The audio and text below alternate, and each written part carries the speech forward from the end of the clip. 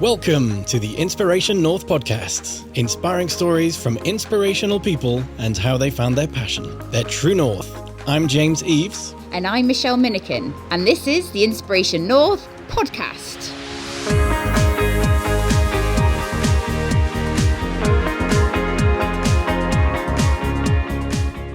With us in the studio in this episode, we have Chris Beevers. His experiences of moving from a global company to a startup in a new sector. He describes how his success has been driven by relationships, and it's never too early to help your child explore the world of work.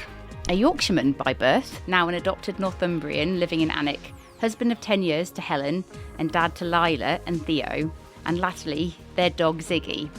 He graduated from Newcastle University and started working life in the corporate world with Procter Gamble.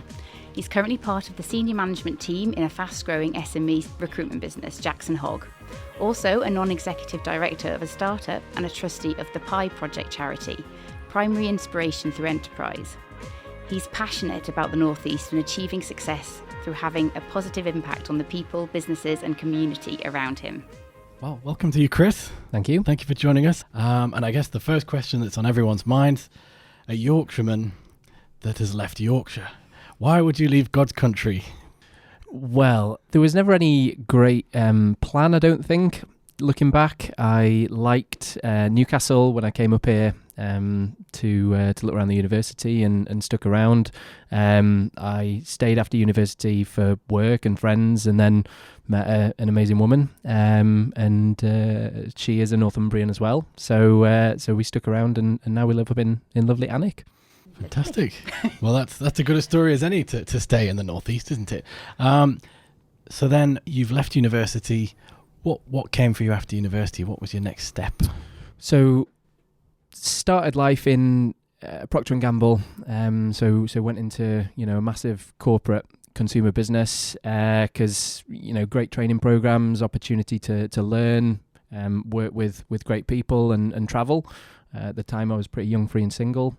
So I would just go, wherever I needed to. So did lots of lovely trips out to Costa Rica, America, Warsaw, Rome, all over the shop really. And spent about 7 years there.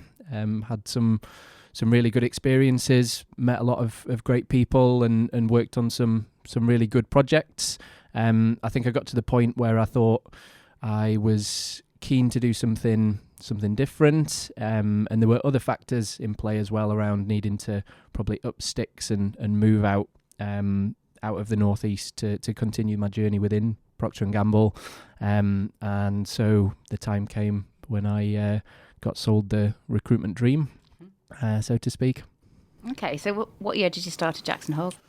So I joined Jackson Hogg start of 2014, so about 5 years ago now. How big was it then? I was the first employee. So there was just myself and a chap called Richard Hogg who had set up the business about 12 months earlier. So first recruitment job in a teeny tiny organisation. So what was that like?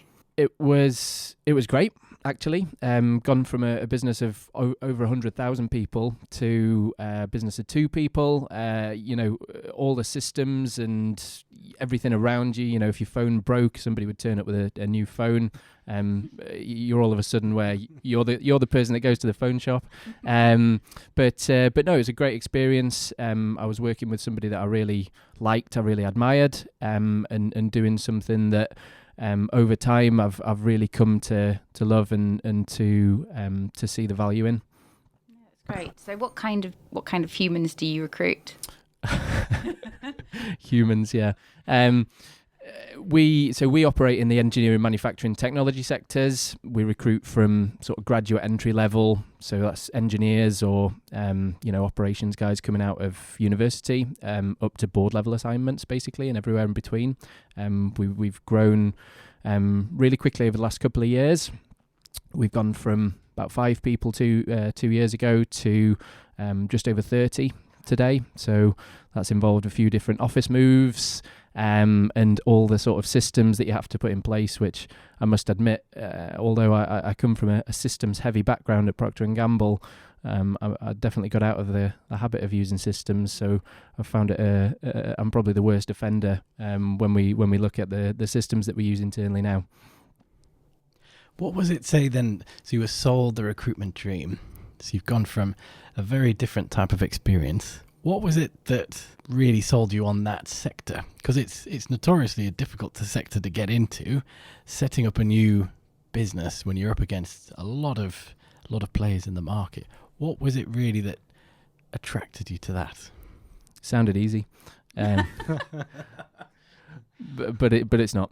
I think it was the opportunity to be more people focused. I think in my time at Procter Gamble, it was a very systems heavy role, and all my customers were internal customers, so it was working with people inside the business.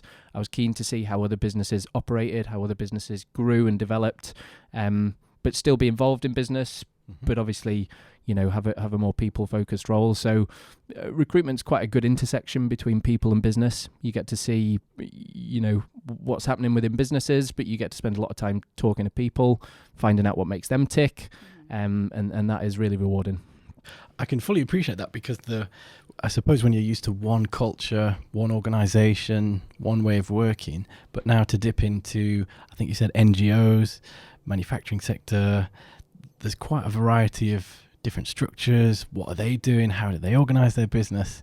So I can appreciate why that would be exciting to be part of, to actually see what's happening in the world, I suppose, because you're a very dipping into all these organisations. You must have a good feel as to actually what's happening in business in general.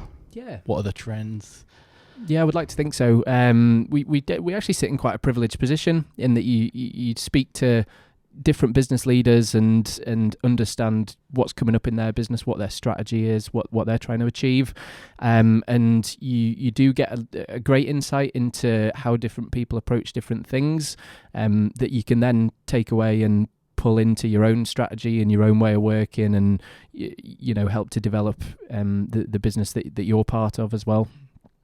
Okay, so what's the kind of biggest lesson you learnt, sort of going from scaling up from two guys to 30? The biggest lesson that I've learned is that it's all about the relationships that you hold. And there's a great quote that says, "Your network is your net worth." And I don't know who said it. We love that one. Yeah.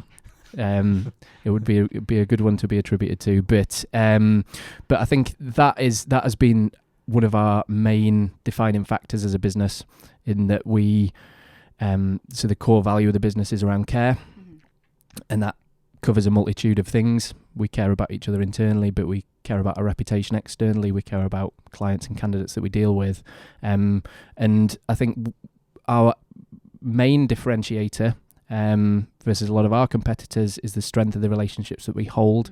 So a lot of the people that we deal with become almost like friends. You start seeing them outside of work and going for beers and that type of stuff. So I think that has been the main learn for me, is that whatever else you do, you hold on to those relationships and you think long term.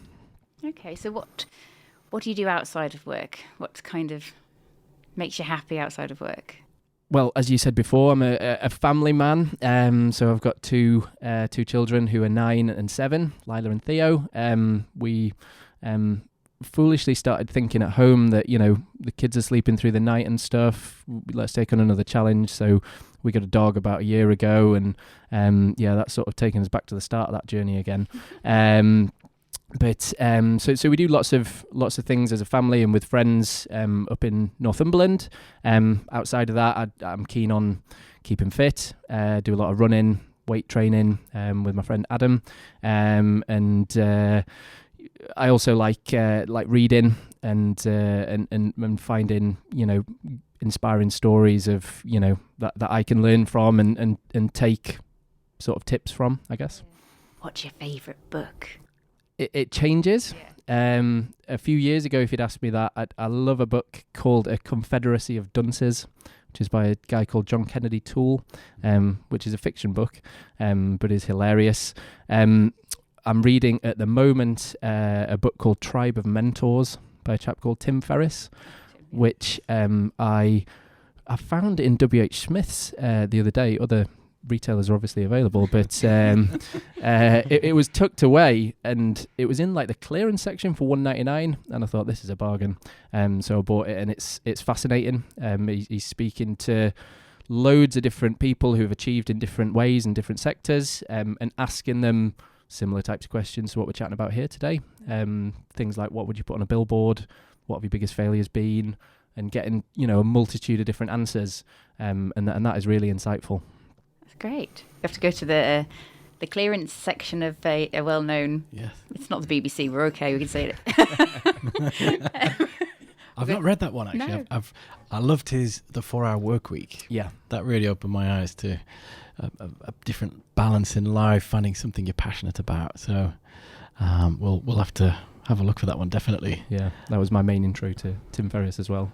Yeah. I'm still trying to scale down to 4 hours working, but I'm not sure my boss would be too happy if I disappeared. Outsource my entire job. Yeah, knock off 56 hours a week and do the rest. But yeah, we'll see.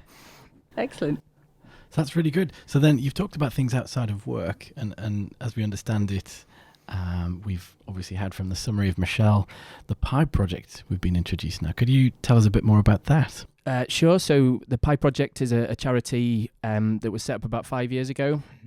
And it started off working with a handful of schools in Walker, in the east end of Newcastle, a particularly sort of deprived area. And really it's about driving, so as the name suggests, primary inspiration through enterprise. So it's starting to link the world of work to projects that primary age children can get involved in, and that is to start them thinking on that journey sooner. I had quite a shift in perception, I guess, when I first got involved in this charity. There's a great guy called Amar Mirza, who is a friend of mine who set up the charity, and I was talking to him about my kids and saying, the 9 and 7, probably a bit early to start them thinking about what they want to do for work and that kind of thing. And Amar said, absolutely not. By the time they've got to 14, 15, a lot of those perceptions are already implanted in their brain and quite hard to break. You start them younger, and it can have really transformational effects. So the Pie Project is about doing that. Really, it's about going into primary schools and linking enterprise into some of the activities that they do. So typically there's a sort of enterprise day that they will do, whereby they might set up a shop, or they get given a certain amount of money and they have to grow that seed money, if you like, and it's to do exactly what I've talked about there. It's to start giving children at primary age more ambition, more drive, more visibility, and more inspiration of what they want to do further down the line, so that they can start on that path a bit earlier in life, which I think is great. And actually it's, as I say, sort of shifted my perception in terms of how I approach that with my kids as well. I wish I'd have had that when I was at school. Do you remember doing the old, what was it, in general studies lessons? You'd do the old tests. I can't even remember what they're called now. And you'd get some paper spat out at the end that would tell you what you should be a merchant navy deck officer, James, or a physical training instructor in the army. And you think, well, I wasn't quite expecting that. So, but the idea of an opportunity to, I suppose it's experiencing the real world, isn't it? And getting them thinking about, what would I really like to do? I really like the sound of that. Is it, you said it's just one day a year. Do they do other types of projects? Or? It doesn't just have to be one day a year. So some of the projects that they've been involved with have been, on a sort of single day basis maybe, but actually it's starting to drive more engagement, so there's a more ongoing project of work with some of these schools. So as of this year, we're trying to kick on and gain more engagement with primary schools to be able to do that with more of them, basically. That's great. So how is it kind of, as a father, how is it sort of embedded in your family now? What are you doing with your children? Well, I've been in the line of work that I'm in. I often chat to them about the types of people that I recruit. I think my youngest Theo's ambition at the moment is that he wants to kick his sister out, turn her bedroom into a study, and then come to work with me every day, which I'm down with at the moment. It sounds great, but I'm not sure he properly fully appreciates what I do on a day-to-day basis at work. But actually, it's made me think, how can I give them that visibility? How can I give them inspiration to pursue something that they really want to do and that they're passionate about? So I mean, we were having a roundtable discussion before the turn of the year with some of the other trustees at the Pie Project, and we were talking about things like Lego or Meccano. I don't know if they still make Meccano, but I assume they do. And how can you, if kids have got a real tendency to get involved in that kind of thing, can they use that as an inspiration and look ahead and think, actually, I can do something which plays to these strengths once I'm grown up? And it's then starting to build that path of how they get there and think about that. And if I look back to my experience of going through school and college onto university, it was slightly aimless, if I'm totally honest. I studied English language at university, so naturally everybody used to say, "Oh, you're going to be a teacher." And I go, "Well, no, my mum's a teacher. She told me not to be a teacher, so I'm not going to be a teacher." So I think it's really starting to look at, at home, what are the kids' strengths, and how can we start to give them a path that they can start to follow, really. So what was it that you wanted to be when you were little? Footballer. Like every boy, I think. Or certainly all the kids that I knocked about with. What happened? Well, I still get the odd game of five-a-side in, but I think if I look back now, I think maybe I had a bit of a sort of a view of the world whereby you'd think about these things of like people would become professional footballers, and I always had this thing of like that wouldn't happen to me, which I think is quite self-limiting in a sense. But I probably wasn't a good enough footballer anyway. I'm probably better suited to recruitment.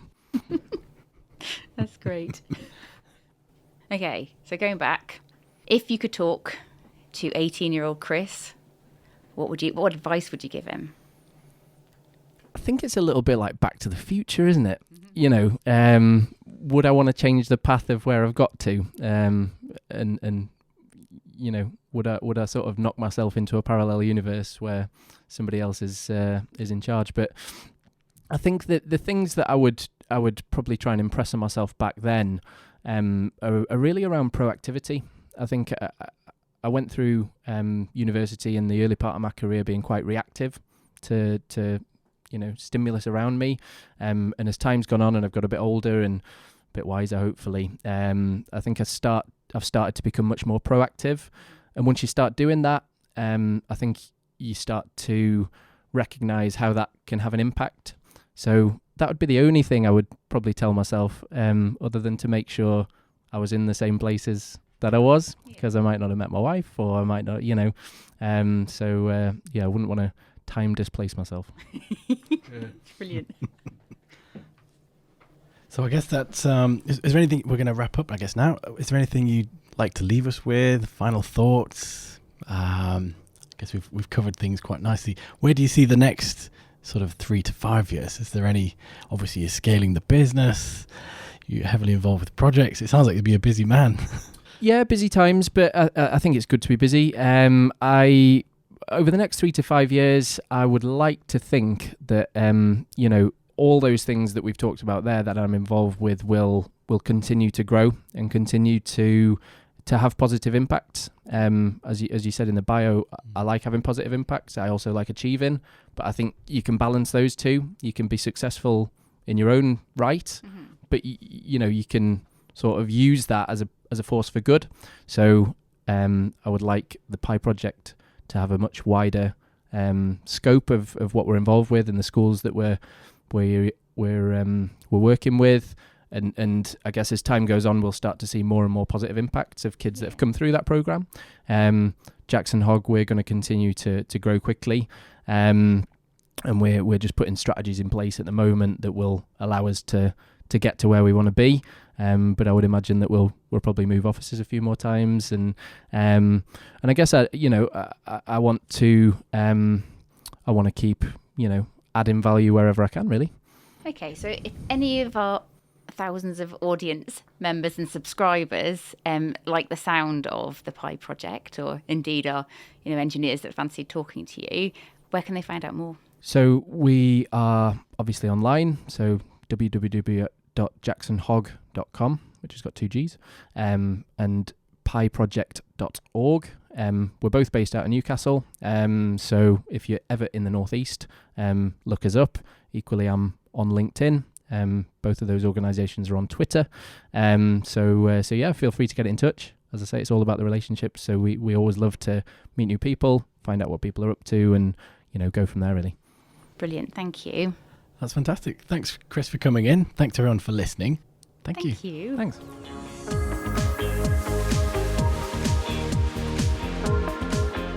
Thanks everyone for listening. Check out all the show notes at inspirationnorth.com.